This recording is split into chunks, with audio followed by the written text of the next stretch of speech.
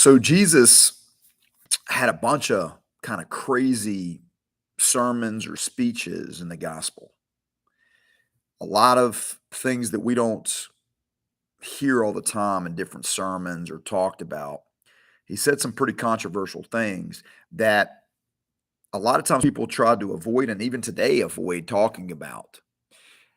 And basically, we're going to dive into one of those just a little bit and realize that this thing is a suicide mission.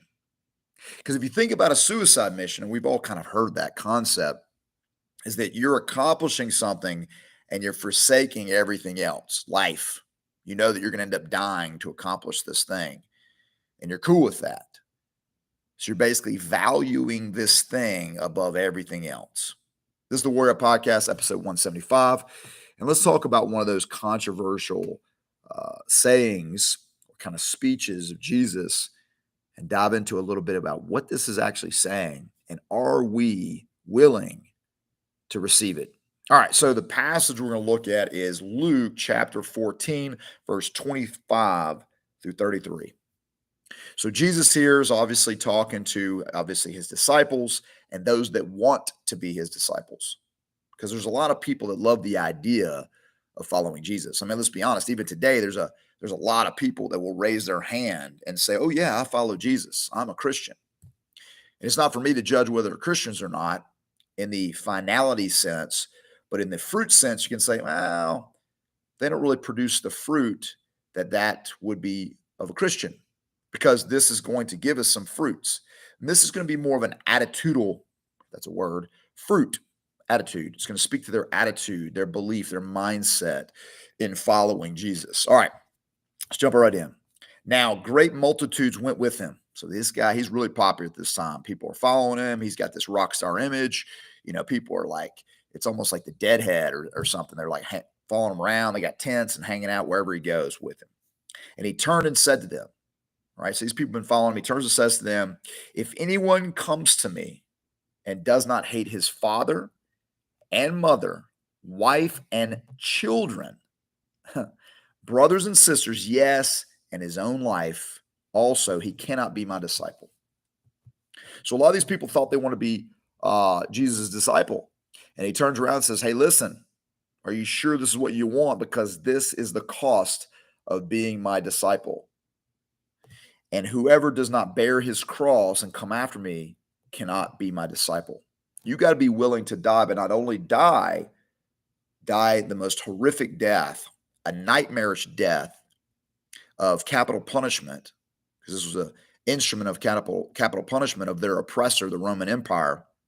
You got to be willing to die that death that you see on the side of the street and these people suffering to be my disciple.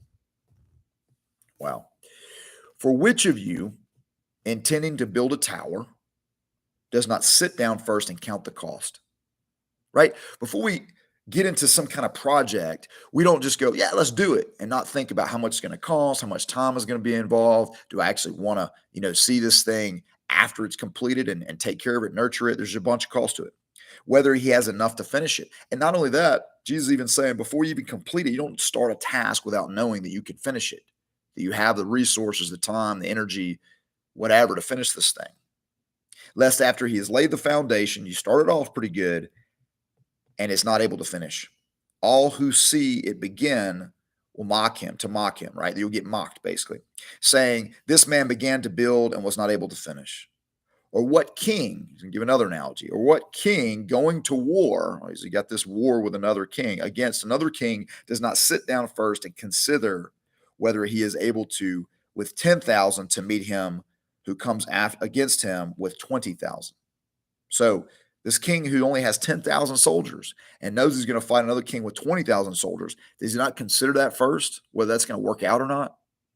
I mean, let's be honest, you're outnumbered 2-1. You probably should think about that before you walk out to war. Obviously, analogies.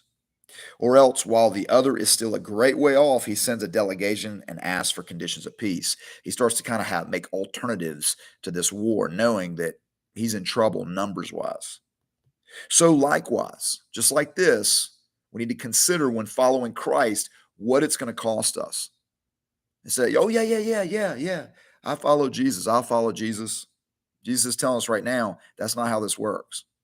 So likewise, whoever of you does not forsake all that he has cannot be my disciple.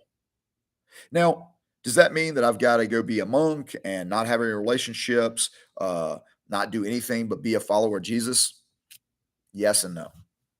So here's the thing is that we've somehow made Jesus an accessory to our lives. That there's all these options out there. Like think about a table, like almost like a smorgasbord or like a potluck kind of lunch deal. It's like, man, I feel like I want some mac and cheese. So I'm gonna get some mac and cheese. I don't feel like, getting the turkey and dressing.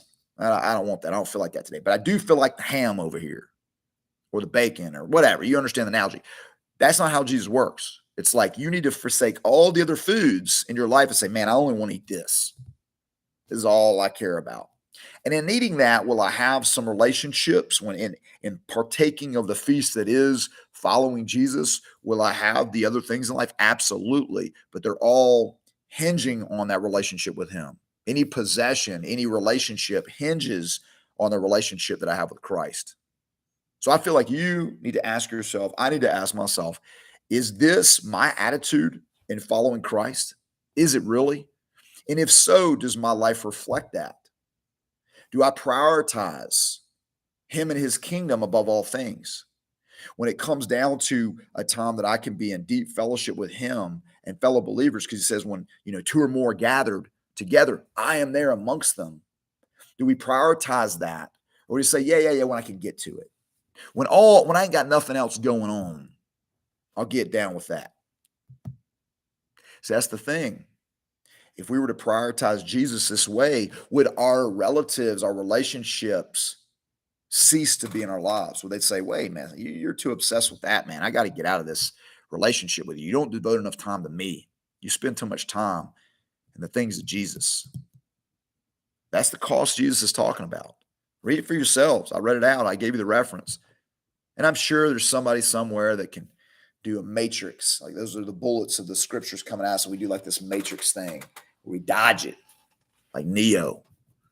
Instead of just letting it hit you right in the heart and saying, hey, man, this is what it says. He's pretty apparently clear. He's telling these folks that it seems like it's cool to follow me, but man, there's a cost associated with it. And are you willing to pay it? And the payment is everything. Forsaking all. Bottom line, a lot of folks, myself included at one point, there's always that kind of ulterior motive that likes to pop up, and you got to constantly cut it down and go, no, that's not why we're here. That we really just don't want to go to hell. We really just don't want to suffer after death. We don't want to face punishment. We want some fire insurance. But in reality, if that's our attitude about coming to Christ, Jesus is making it pretty clear. You're not forsaking all, even your intentions of saving your life. You must lose it in all of its forms to follow him.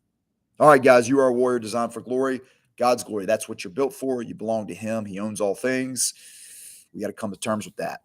Our sinful nature rejects this, hates what we just talked about, can't stand it. And if you're experiencing that kind of visceral reaction to these words, that's the flesh saying, no, that's not true. You can do it some other way, Matrix style, getting around those bullets. All right. If you like the content, like, share, subscribe to the YouTube channel, continue to put it out. God be with you. Stay in the fight. Peace.